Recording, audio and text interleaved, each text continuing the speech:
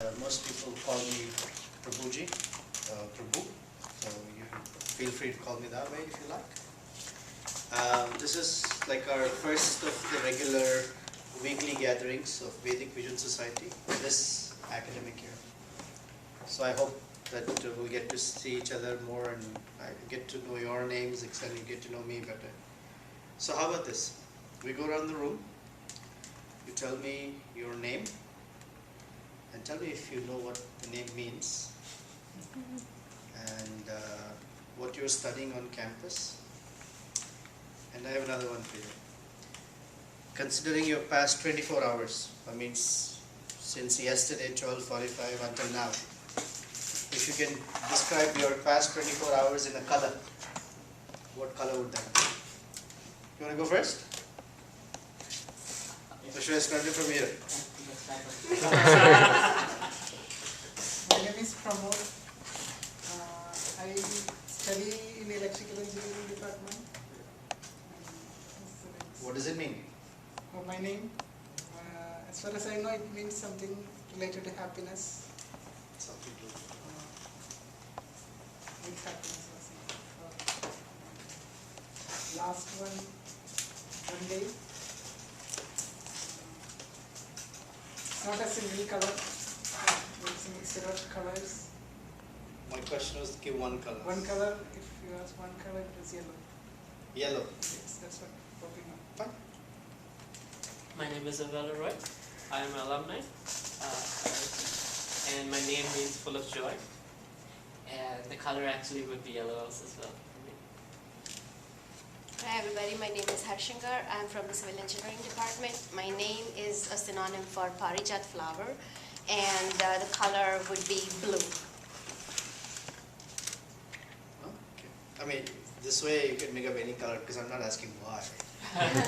But I might. I can give a reason. Okay? Because I was out the whole day on a trip, field trip, and the sky was so beautiful blue and I saw it the whole day, that's why. I'm Karthik. I'll be graduating this semester. I'm from computer science. I don't know what really my name means. Okay. Because Karthik, it's something related to a festival probably. And I would describe the color as red. Red. Why? You saw a lot of blood yesterday. There was career fair yesterday. Career fair. I appreciate that. Thank you. My name is Kiran. Kiran. Yeah, Kiran. Okay. It's the rays of sun. The rays of sun. Yeah. Kiran. Okay. I'm doing the So what if your name was Chandra Kiran? What would you say? Kiran means ray. Yeah, ray. Okay. I'm doing the masters in computer science. Color, I would say black. Why? Because from yesterday, I am very busy. Since yesterday night, I slept at 4, sometime like that, very busy. And today also we had an interview, all those things. So, And that you characterize that as black for you? very tired. Yes, eyes mostly closed. That's My name is Pandya Ranjan. I'm Okay. doing my masters in computer science here. My name is, it's just a name of king there in my place. okay. Color is green. Green. All right. It's because You would like to say why? no, I got so many calls because of this. I thought you won a lot of money or something. No, I just got calls. You got calls, so it was green for you. You didn't get anything. It was red. It's a relative world. Okay. Thank you. My name is Karthik. I'm doing like masters in computer science. It's the name of Lord Muruga. So that's what my name is. And the color is yellow. Means it is bright. Okay. Thank you. So, my name is Maria. Maria. I'm in my 5th year of architecture. Where Maria comes from, it's the mother of God, Catholicism. And my color is white. The past 24 hours was white. That's how you would say it? Would you like to say why? Well, because it's like very quiet Hmm. and clean. And, That's how it was for 24 hours, was quiet and clean for you? well, I felt like this. It wasn't like that, but Okay, like that. that's fine. Thank you for sharing. Yeah, hi, my name is Raj, and I am an IIT alumni, and my color is mixture of black and white, so kind of gray, yeah. And your name means what? Raj means rule, yeah. Rule or ruling or something, yeah. Or ruler. What are you ruling right now? Nothing. That's why it's grey. Yeah. Alright, thank you. It's kind of Hello, my name is Jinjin. The meaning of my name means jade or golden. means what? Sorry. Jade. Trade. Okay. Yeah. My major is environment sustainability, and my color I think is red because we eat a kind of Indian sweet make with the carrot. Yeah. Yeah, but I don't know the name. So it smells very strong. It smells very sweet. Even we ate yesterday night, but still today we at Just the home. past 24 hours, Yeah. you were smelling a lot of food. Yes, You know yes. what was going on? Sweet. Yes. You and I will make good friends. Okay, my name is Cecilia. It's my English name, but Okay. my Chinese name is Chen. It means honest in Chinese. Honest. Yeah, Wonderful. yeah, and yeah, the color. The past 24 hours. Okay, When you look at the past 24 hours, what color best describes it to you? the color that popped into my head is purple. I don't know why, but it's purple. Purple. Yeah. We'll take it. Okay. Hi, my name is Aditya. I'm doing my master's in electrical engineering. And What does it mean? What does your name mean? well, Aditya is the one of the seven names of the sun. It means shining brightly as the sun. Yeah, so that's actually what my name means. And in what color would you describe your past 24 hours? Green. That's the color that popped into my head. Nature is green. You love to see greenery. So past 24 hours you've been seeing green? Yeah, but it's the color that just popped into my head. Yeah, my question is how was the past 24 hours? Yeah, so green best describes it. You've been dreaming a lot of money. And someone just joined us, the last row. So the question was, what's your name? Are you a student or what are you doing on campus? What does your name mean? And if you look at the past 24 hours of your day, what color might best describe it? My name is Clarice Steckles. I am a staff member. Clarice? Here. Clarice. Clarice. Yes, Clarice Steckles. I'm a staff member here in the Department of Civil Architecture and Environmental Engineering. I did look up the meaning of my name many years ago. I forgot what it meant. And the color that's been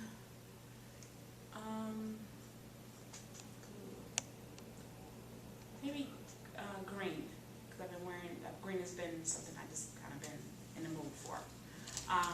Actually gonna put a green top on today, so green. And what's the other question? Did I miss anything? No. Oh, okay, all right. Do you know Maria? Do you know each other? She's an architecture. no. Oh. Are you in civil, you in CAE or the college, architectural college? Well, I'm in architecture college. Okay, yeah, we're two different. I'm architectural architectural engineering, engineering. yeah. Oh. But Harshinger is in our department. All right, so the topic today is Vedic worldview. Now, the first question that I hope somebody would have asked is, what does all this mean? What does the word Vedic mean? And why should we spend our time talking about the Vedic worldview? Worldview means perspective. Right? There is the capitalist worldview, meaning how do capitalists see everything around us? What is the sports person's worldview? How does a sports person see everything, or like that? So, what does the Vedic worldview mean? So first, what I was hoping to do today, in about 35 minutes, 40 minutes or so, is draw a very broad brushstroke, very broad. So pretty much like an executive summary. I'm not going to get into details, but this broad brushstroke will set the stage for the rest of the semester. We will get into some details on certain topics. But when we take a book or some research paper or anything that's written, the first you get to see about, or suppose you're trying to decide whether to buy a book or not, we generally read the inside of the cover leaf and you get a sense of the abstract, or you look at the back of the book and it says, so this book is a story about da da da, and tells you in 10 lines for a 500-page book, correct? And you read that and you decide, I think I want to see more about it. So that's what I'm going to do. I'm going to give you a very, very, very broad brushstroke. And hopefully the rest of the semester will get into some details on certain aspects. And if you'd like to make some notes, that's fine. There is no exam or anything at the end of the semester. But every week we will treat you to a nice lunch. That's my promise. Or I should say nice. Lunch. And you decide whether it's nice or not. So, hey. Oh, I should have asked so many more people there. Okay, before we get started, we won't do the whole exercise, but let's quickly go through. Give us your name and what you're doing on campus. Monil. Monil? And I'm in aerospace. Okay. We had asked others before you guys got in what the name means. You don't care to tell us what your name means? I mean, I'm not actually sure. That's what it means? I'm not sure. Oh, okay. I'm Akash. I'm a chemistry major. Okay. I mean sky. Akash means sky. Okay. We'll let her settle down. I am Krishna. I'm into my master's in computer science in the second year. And what does Krishna mean? It's God. It means God. Power. Power. I'm Aditya Kiran. It means sunrise. Sunrise. There is Kiran, Aditya, Aditya Kiran. I'm from applied mathematics. Okay? It means sun, rays of sun. Okay? I'm Santosh. I'm here for MSc in Computer Science, and my name means happy. Your name means happiness. Yeah. Okay? I'm from materials and graduate student.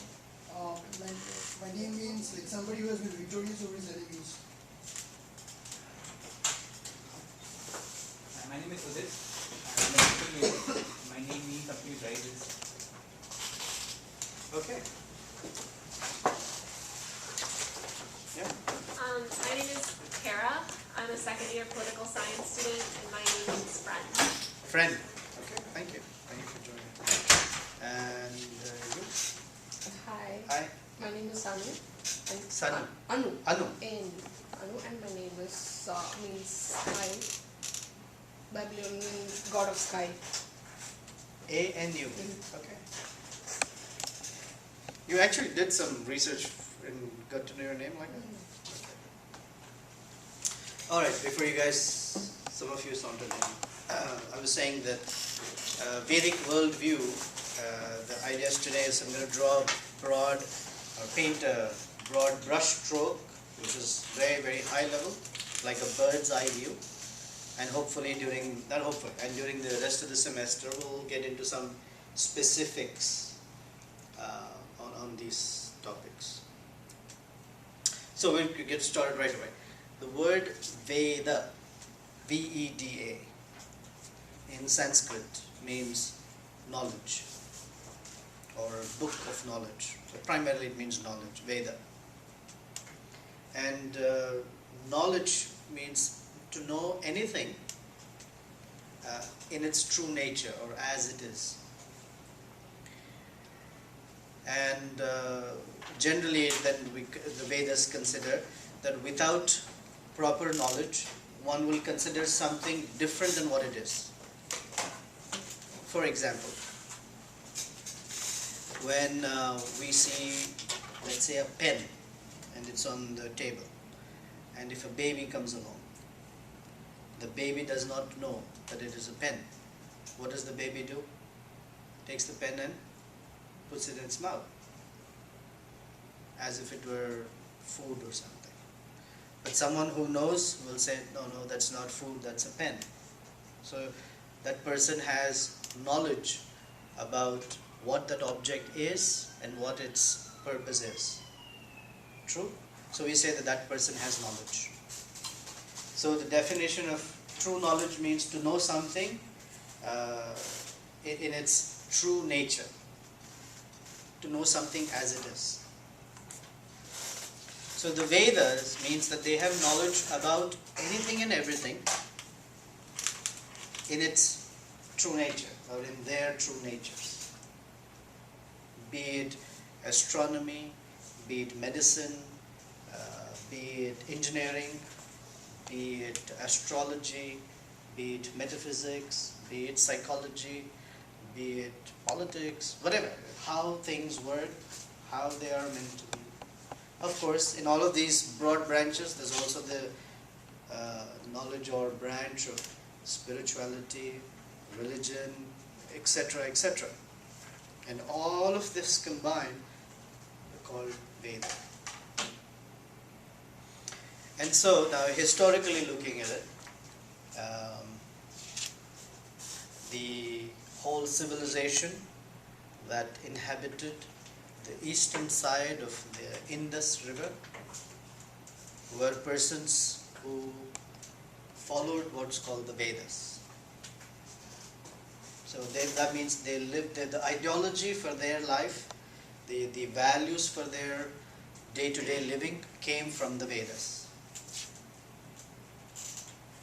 Like if you were to take a particular social group or a particular nation or a company, an organization, they have certain values, certain ideologies by which they conduct themselves. True? Similarly, there's a whole civilization that conducted itself according to these values or the Vedas, the knowledge from the Vedas. And the Vedas, the vantage point of the Vedas is primarily spiritual.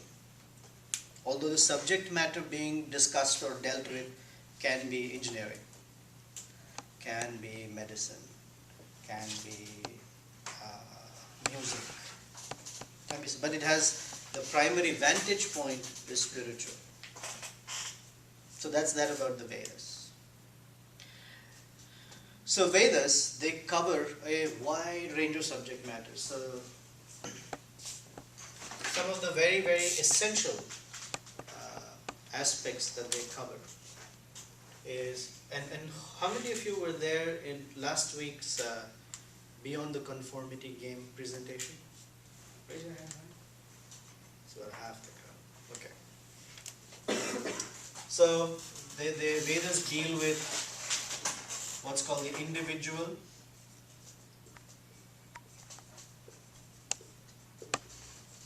identity, who we are. They discuss nature, or obviously material nature around us, how things happen, etc. Yeah, I'm going to go a little bit more into these. They discuss the concept of what's called absolute truth or the supreme truth. is an individual identity, and then there is a supreme identity. In many other references, people say God or something like that. Then they discuss the subject matter of time, because time affects all of us, and mostly we recognize the lack of it. Right? Oh, I don't have time, I don't have enough of it, or somehow time moves quickly. Now, just for the sake of discussion, do you experience the relative nature of time? Have you experienced the relative nature of time? Is that a yes? When you're having fun, time moves fast. When you're not having fun, time doesn't move as fast. That's the relative experience of it. Although on a very objective sense, it's the same seconds moving at the same rate, 1 second and another second. But time, we interact with time not on an objective basis. We interact with time on a subjective basis. And some of us have more time, some of us have less time. Who has less time?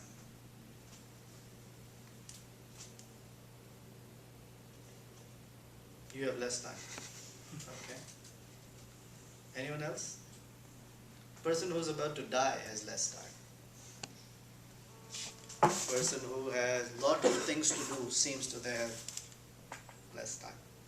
But there is a saying, if you want to get something done, you give it to a busy person, because they will get it done. Versus if you give it to a lazy person, they have a lot of time, but they don't get anything done. Anyway, but time, specifically it talks not at the individual level, it does as well, but from a absolute scale, how time has interaction with the individual soul, or individual time with nature, and what's the relationship or interaction of time with the absolute nature or absolute consciousness. And then a very wonderful topic called karma. How many of you have heard the word karma? There used to be a TV show, Dharma and Greg. There was one of their names was karma. So what does karma mean to you? Anyone? Karen? It's like if you do good things will happen to you. It's like an energy balance. And if you do bad things? Bad things will happen to you. That's right. Anyone else? This is fair. Did you raise your hand too, Maria? No, well, I think it's the same. Okay. Anyone else? In the back, you did raise your hand? Yeah. And please say. It's the same thing. Same thing. Anyone has a different view? It's tied to the soul rather than the physical body. It's tied to the soul and the physical body. But what is it? It follows you, whatever you do it, and then. Right. I saw. What does your shirt say? Have a list of people that you missed karma. It's kind of a subject. Dear karma, I have a list of people you missed. I like that t-shirt. It's really nice. Anyone else has some thoughts? Karthik? Another Karthik? Yes? What are you saying? Anu? I feel like it's if you do a positive things, you get the positive energies around you. If you do negative things, the negative energies goes around you. So, all of that is right. Karma literally means an action. Anything we do is called karma. And we also receive from, in one sense, Newtonian laws is for every action, there is a reaction. So our whole life, we walk around, move around, and for all of us, there is, I should say most of us, according to this t-shirt, for most of us there is karma. Sometimes the guy misses a few, right? So there's karma.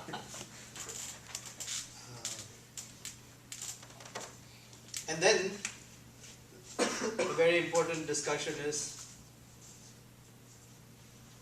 yoga. Yoga means a process. Literally, this is what it means. It's quite misunderstood, but it means a process by which we can know these.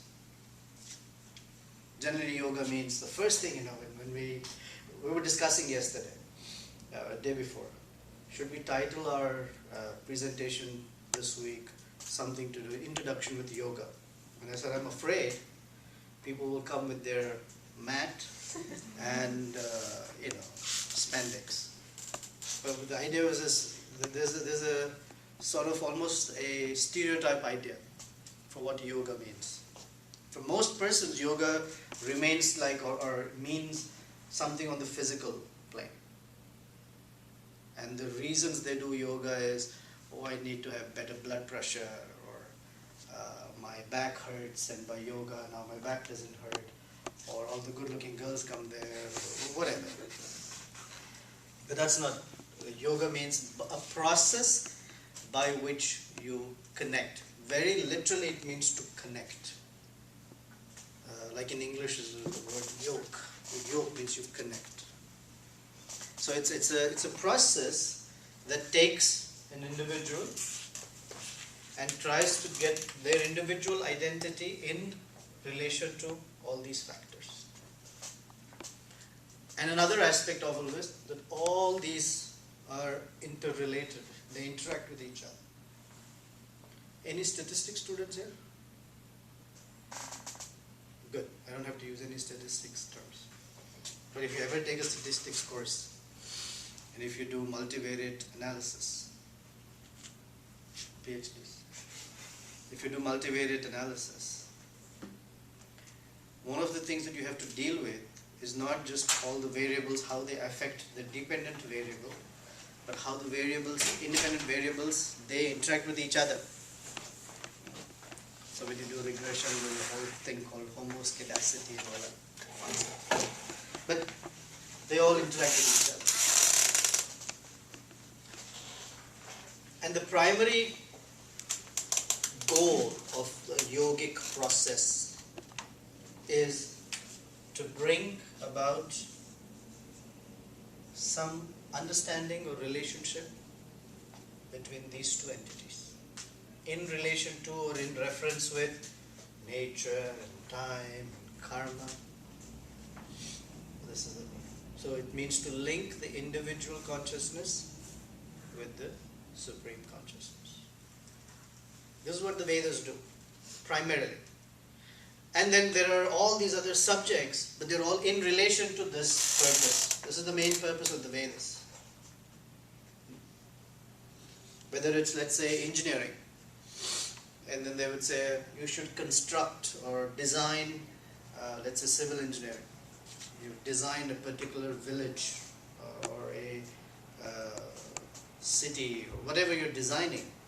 It should be designed in such a way that this is most facilitated.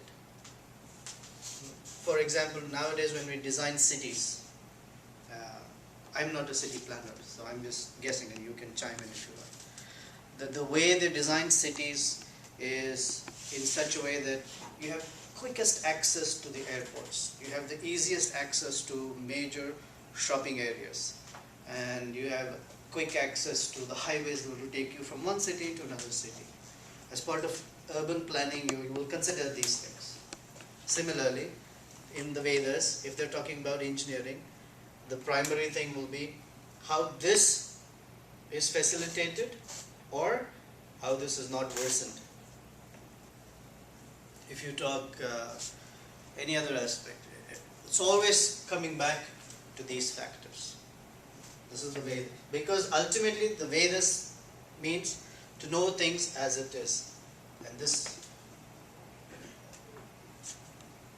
at the end of the day, for each one of us, regardless of who we are, and there's such a cross section of folks here, and regardless of what our name means, we are concerned about ourselves. there may be a rare few that say, oh, I'm not concerned about myself, I'm concerned about others.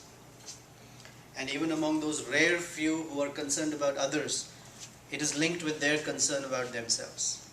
I would like to have a clean environment. Why? Because I can breathe better.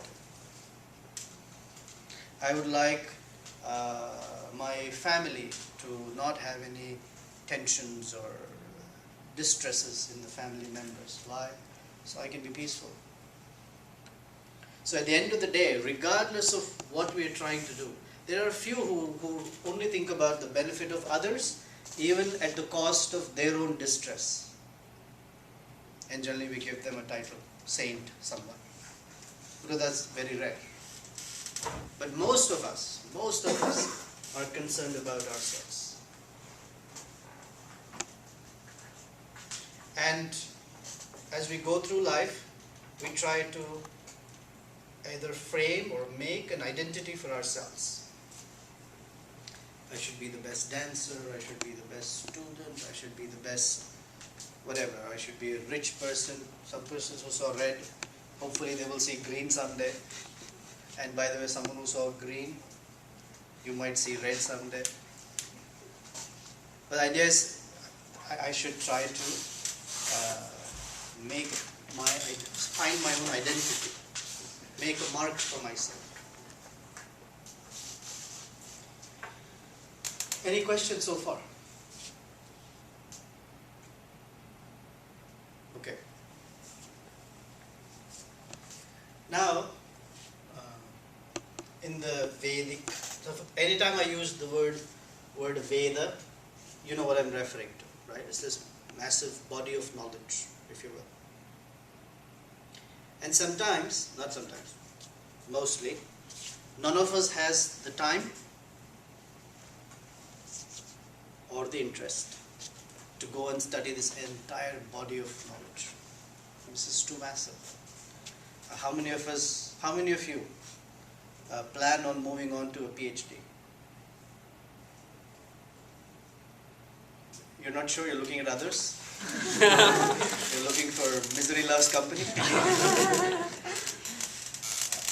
The idea is, even in PhD, you become very proficient and thorough in a very small area of subject matter. Then what to say of being an expert in the entire system of Vedic knowledge? This is too massive. It's not sufficient. One lifetime is not sufficient. So we have to start somewhere. And so what the Vedas do is that they give like concise summaries or essences. Okay. So one such essence is called the Bhagavad Gita. So we have a book here, you can feel free to browse through later.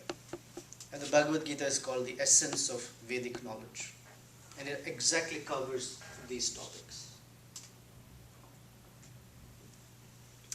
And so when we get into some more details about, let's say, an individual. I didn't get your name because you... Prasanna. Prasanna. Prasanna. Yes. Okay. He said karma is not something that's related to the body, it follows the soul. So those are new terms. There's a body and soul. So the Vedas, the first lesson, it's like the Vedas 101. If you join the Vedic University, this is the first course you will take. I'm making this up here, I hope you mind. If you ever join this. So the Vedas 101, the first level of information is individual identity. And that individual identity lesson says that we are all distinct, we are conscious living entities, quite distinct from our bodies. This is very much like saying you are not your shirt. Is that true? Anyone here feels that their shirt or their jacket or top, your green top, you're not that. Do you have a sense of identity separate from the shirt or coat that we're wearing? Most persons not, but yes, that's I'll give you an example. Suppose you went and bought yourself a very nice, perhaps expensive top or shirt. Okay? And you put it on because you want to show it to everyone. And you're excitedly walking to meet your friends, so they will all say, wow, what a beautiful top. And as you're walking, your shirt or top is caught in a nail or someplace and it rips. How do you feel? How would you feel? Come on, guys. Bad. You feel bad. Angry. Huh? Sad. Sad. It was almost like your hand tore off or something. And all our emotions get attached to that piece of cloth. Oh, I worked so hard for it. I saved money. This is the best one. I waited for the sale. Whatever. All the emotions do come out from a tear.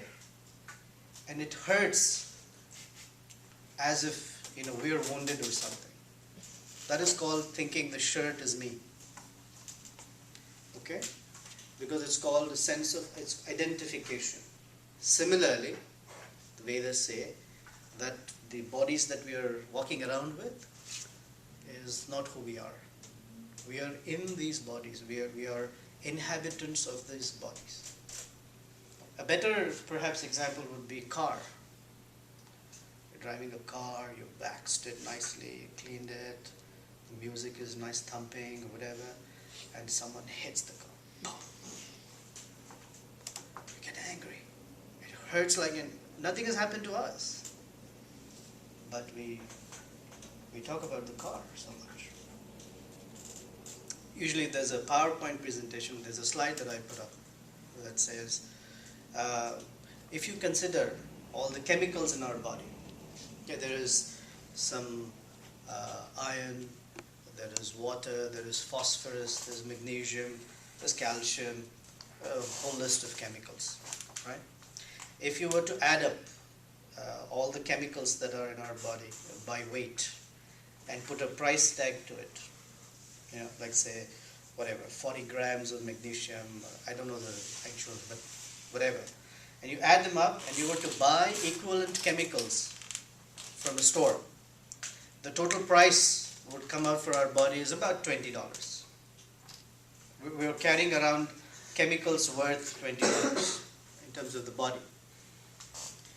And this $20, I'm going to call it a chemical bag if you will for a moment. And we're sitting in a $25,000 car. Okay? And there's an accident. If not for us, let's say our relatives, they're also $20 chemical bag. What is it that you're more concerned about? The $20 chemical bag or the $25,000 car? What are you thinking?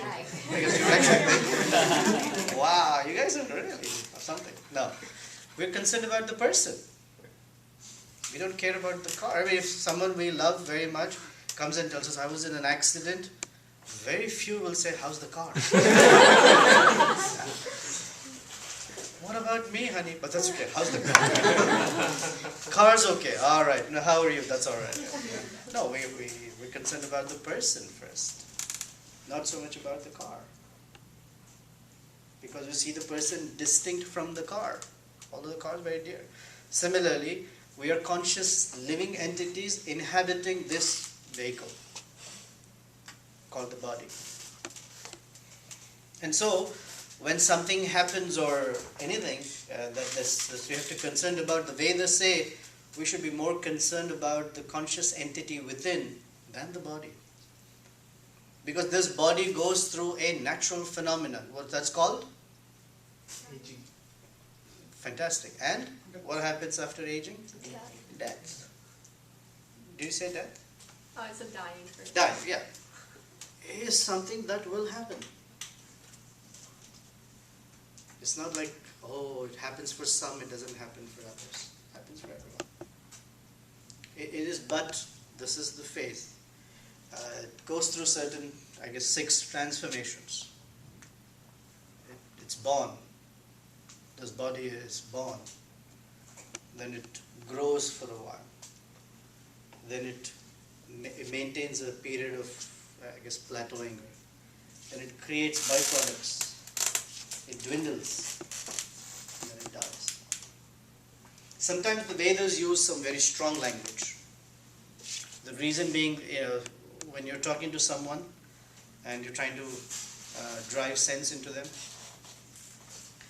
or we could say that someone's trying to drive sense into us. First you use language that's easy.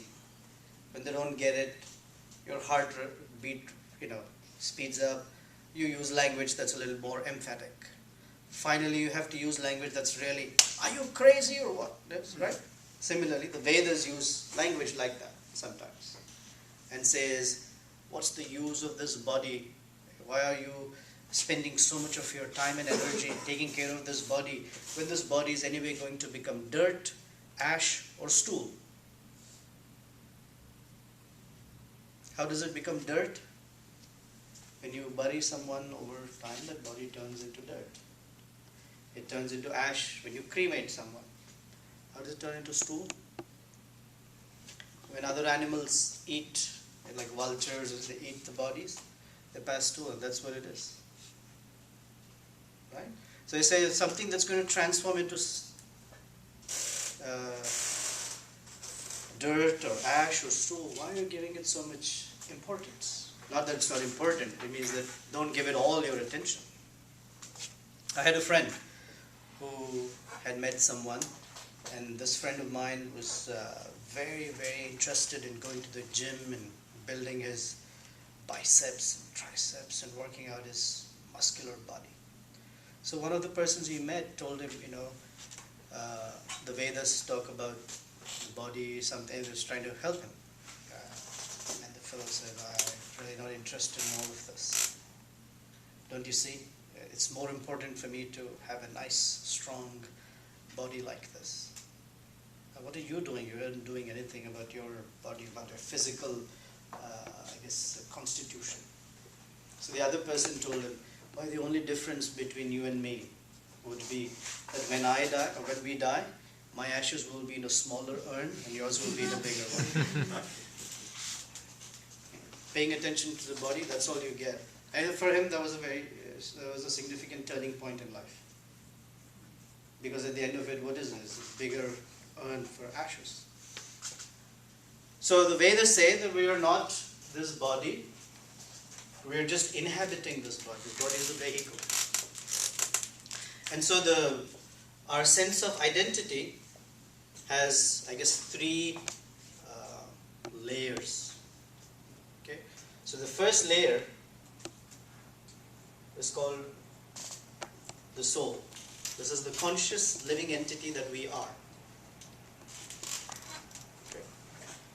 This soul is covered or inhabiting what's called a subtle body.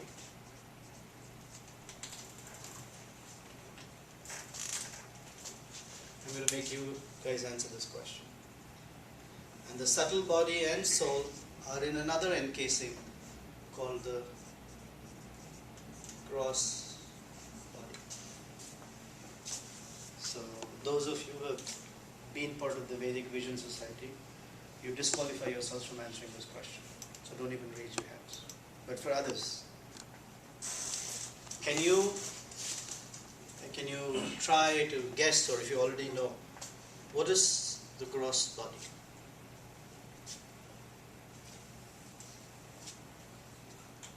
The outer part of the body which is visible to others. The outer part of the body that is visible to others. Well, that's a nice way of saying it. Anyone else? You want to embellish that? That's fairly accurate. Then what's the subtle body? Internal organs. Huh? Internal organs. Internal organs. Well, I can see that too. Kara? Like your mental process? Very good. Very good. Very good. Okay, so the gross body and the subtle body. It's the subtler thing. Subtler means not so easily perceivable. What is the gross body made of? Go down to the fundamental units. Flesh is made of something. Atoms. Atoms. Okay. Cells, tissues.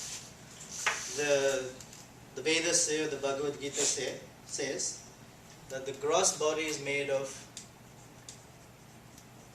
5 elements. The earth element, water. What's next? Fire. Air. Very good. No, not air. What's more subtle than air? You say this is going from gross to subtle, finer and finer. What is finer than air or subtler than air? Light. What's the absence of air? Where does air move about in? Space. Very good. It's called ether or space. And there isn't anything else. Okay, so these are the 5 what are called the gross elements: earth, water, fire, air, and ether. Everything is composed of this. It doesn't matter whether it is an American body, a Chinese body, an Indian body, male, female, animal, plant, insect, fish. It doesn't matter. It doesn't matter if you're a Catholic, you're an atheist, you're a Hindu, you're a Muslim, you're a Buddhist, we don't know your religion yet, whatever, it doesn't matter. It does not matter.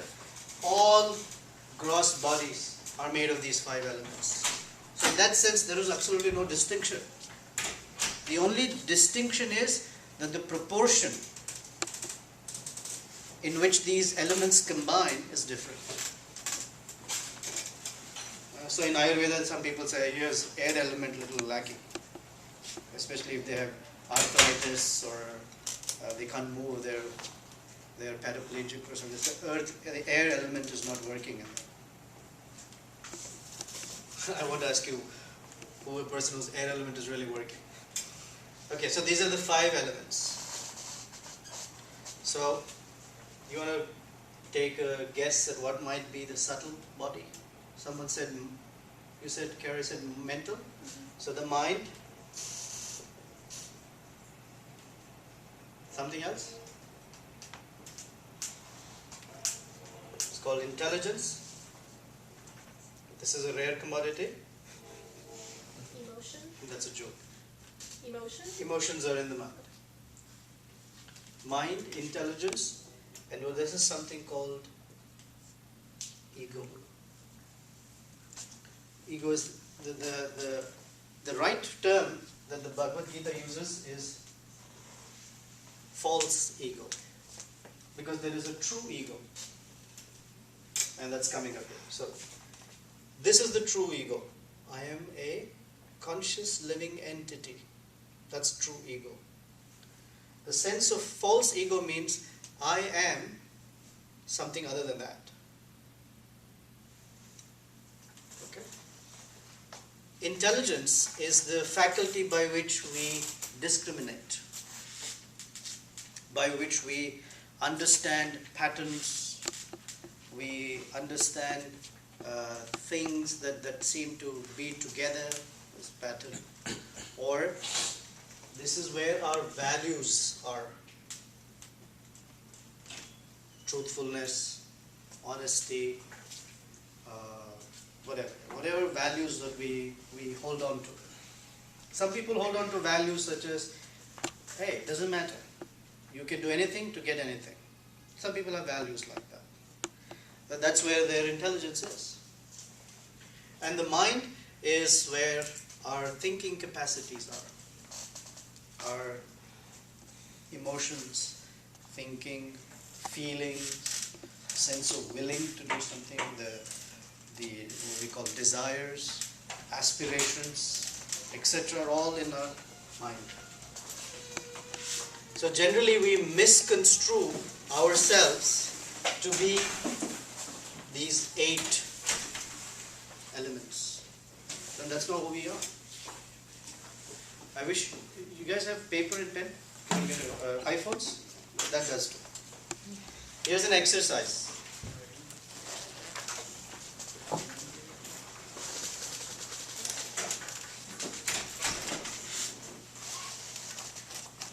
Okay.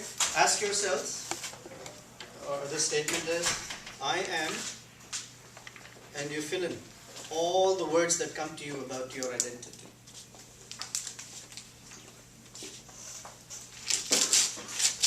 For example, I'm American, I'm Indian, I'm female, I'm male, I'm good looking.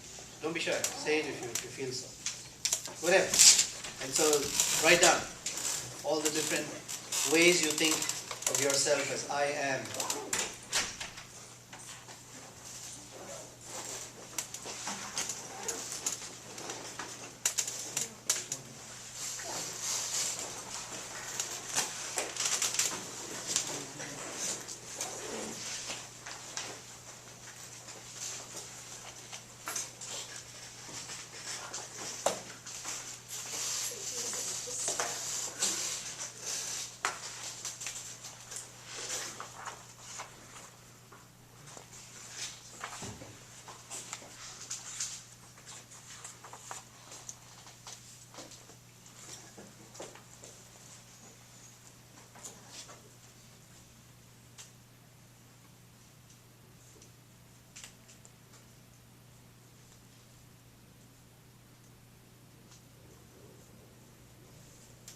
And when you're thinking about I am, think in terms of the gross body and the subtle body. Okay? For example, I am tall, I am short, I am fair-skinned, I'm not fair-skinned, etc. I'm Indian, American, male, female, I have good-looking hair, I don't have good-looking hair, I don't have any hair, whatever. On the subtle side, I'm happy, I'm sad, I'm contemplative, I'm pensive, whatever I am. And then I am a truthful person, I am a kind person. Those are the level of the intelligence. Values. I'm a non-violent person. Or I'm a violent person, whatever.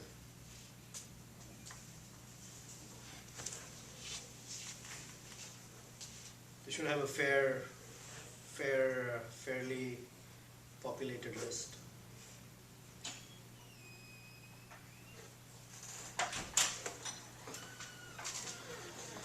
I'm a blessing to this world.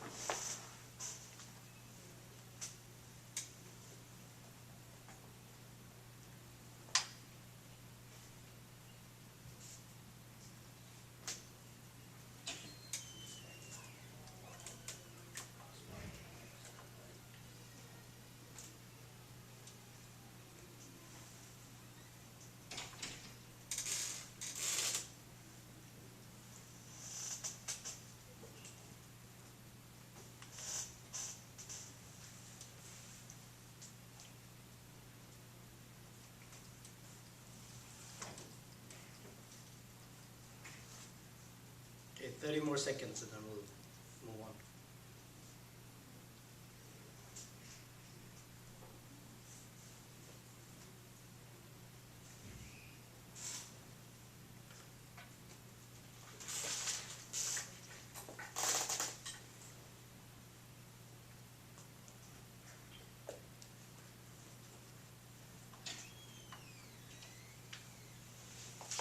Okay.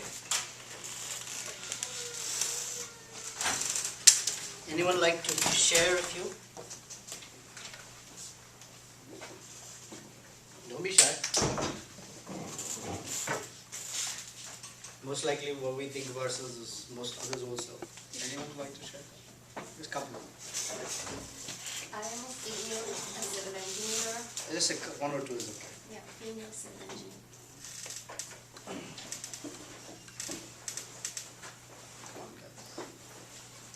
Should I pick? Yeah. I'm unashamed and misperceived. Okay.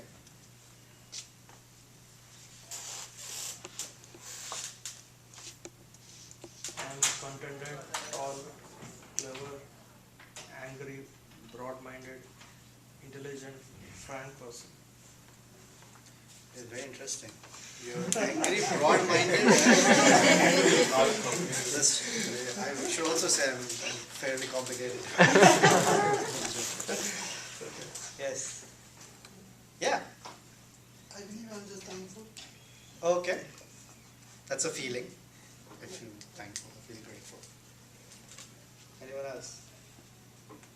I said I'm a Chindian, means the Chinese plus You're a Indian. Chindian? I've never heard that one. Chinese Indian. I know that sometimes I speak English.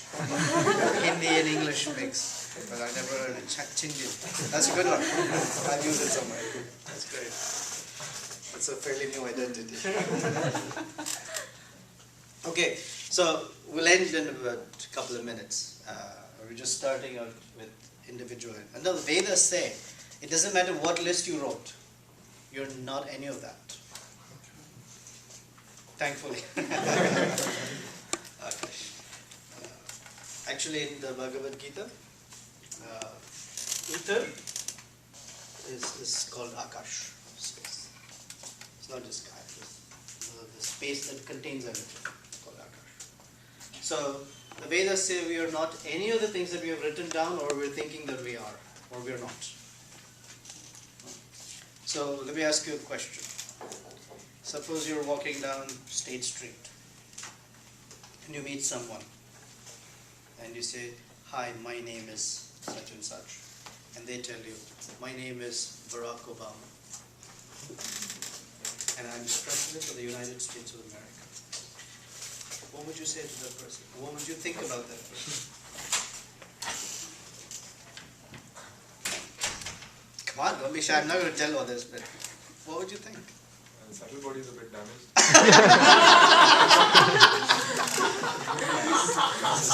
I would think that the subtle body is a bit damaged. What would you think? Last year, same question, I said you're mad. What would you say? You'd say a person's mad or something's wrong. Correct?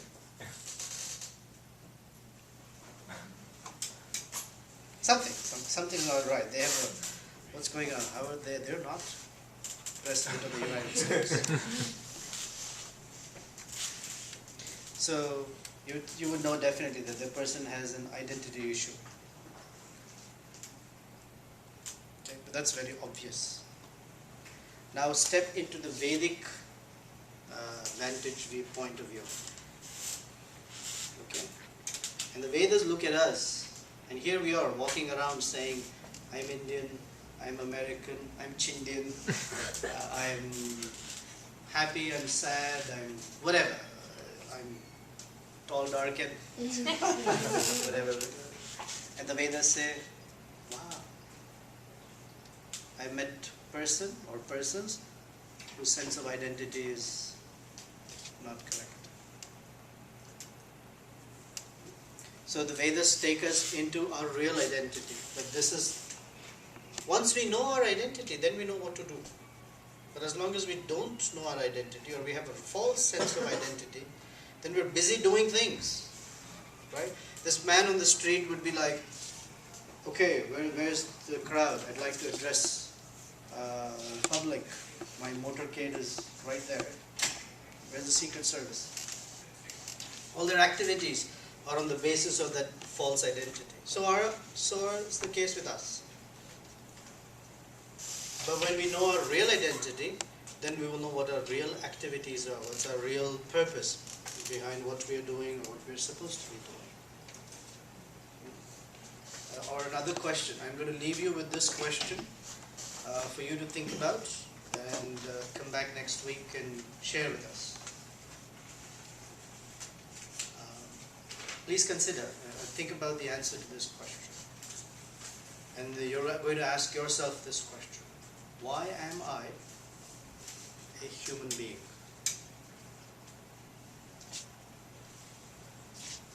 I'm not going to give interpretation to you. However you understand this question, come back and answer. Why am I a human being?